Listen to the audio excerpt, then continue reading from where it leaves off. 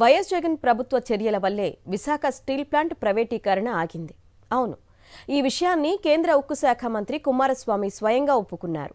Visakha steel plant ప్రైవేటీకరణకు వ్యతిరేకంగా నాటి వైఎస్ జగన్ ప్రభుత్వం అసెంబ్లీలో తీర్మానం చేసిన విషయాన్ని మీడియా ముందు చెప్పారు.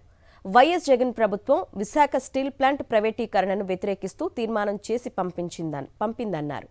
నాటి నుంచి కేంద్ర ప్రభుత్వంపై ఒత్తిడి తీసుకొచ్చి స్టీల్ ప్లాంట్ ప్రైవేటీకరణ జరగకుండా చేయడంలో వైఎస్ఆర్సీపీ సఫలీకృతమైంది. వైఎస్ఆర్సీపీ కార్మికుల ఒత్తిడితో చివరకు ప్రైవేటీకరణపై కేంద్ర ప్రభుత్వం వెనక్కు తగ్గిన విషయాన్ని కేంద్ర మంత్రి కుమారస్వామి చెప్పకనే చెప్పారు.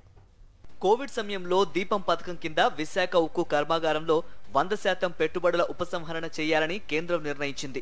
ఇదే సమయంలో యూనిట్ను 100% ప్రైవేటీకరణ చేయాలని కూడా నిర్ణయించారు.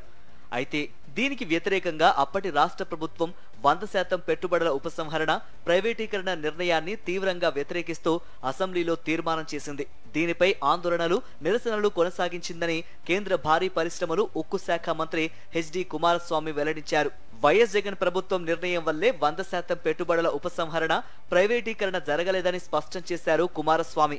In 2021 January, I think, our Deepam, they have decided to disinvestment for 100%, to go for the selling of the unit, to privatize the unit 100%. But during that time, Andhra government, they have passed a resolution in the Andhra Assembly opposing this disinvestment decision. Then some protest rally also took place at that time. From that time, actually nothing has happened. Nobody has bothered about